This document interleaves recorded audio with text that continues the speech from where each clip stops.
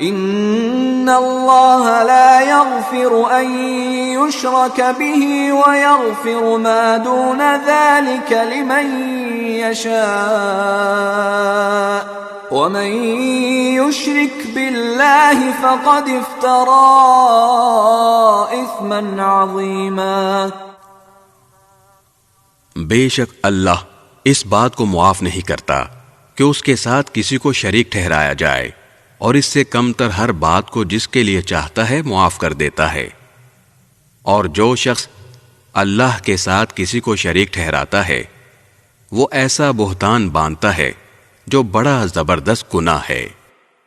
أَلَمْ تَرَ إِلَى الَّذِينَ يُزَكُّونَ أَنفُسَهُمْ بَلِ اللَّهُ يُزَكِّي مَن يَشَاءُ وَلَا يُظْلَمُونَ فَتِيلًا.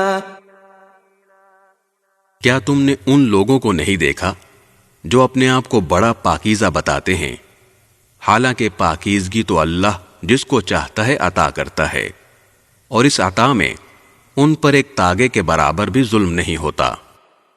انظر كيف يفترون على الله الكذب وكفى به إثما مبينا. دیکھو یہ لوگ اللہ پر کیسے کیسے جھوٹے بہتان باندھتے ہیں، اور کھلا گناہ ہونے کے لیے یہی بات کافی ہے.